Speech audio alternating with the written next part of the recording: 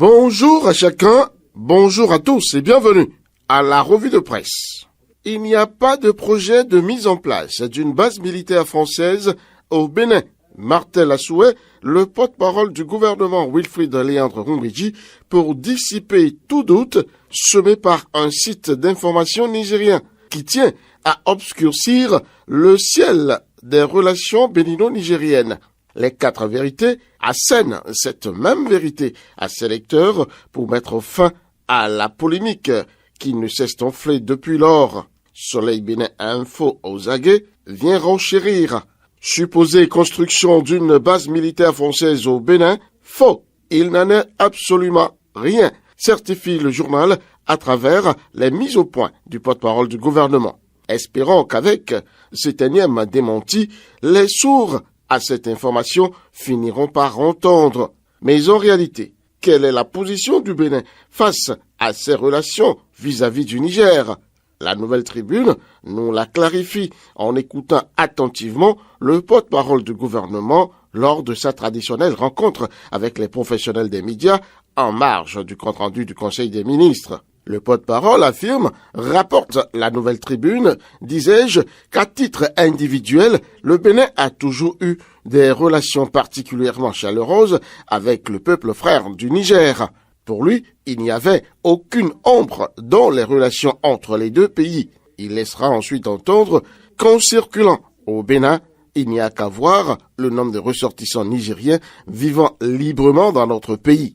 Première édition du Forum international du cadre de vie à Cotonou, Union autour du développement durable. Le matinal nous informe du lancement jeudi de l'événement sur l'esplanade de la place Amazon à Cotonou, en présence de plusieurs ministres, dont les ministres du développement, du cadre de vie et de la décentralisation.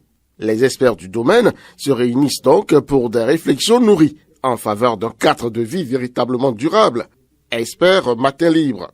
Le journal Les 4 vérités viendra préciser que c'est le ministre d'État Abdoulaye Biotchane qui a lancé les travaux. Au chapitre financier maintenant. Décryptage Info nous apporte une bonne nouvelle. Ce journal, toujours à l'affût de ces genres d'informations, nous apprend que le Bénin est 2e portefeuille en matière d'activité bancaire dans l'espace UEMOA. Ceci lors de la réunion au titre du 3e trimestre du directeur national de la BCEAO et des directeurs généraux des établissements de crédit le 28 septembre dernier. Un bon résultat pour le Bénin, n'est-ce pas? Le feu a encore frappé, c'était le week-end dernier, et le gouvernement n'entend pas rester de marbre face à l'événement funeste. Soleil Bénin Info rapporte dans sa parution du vendredi sa solution miracle pour éradiquer ce fléau.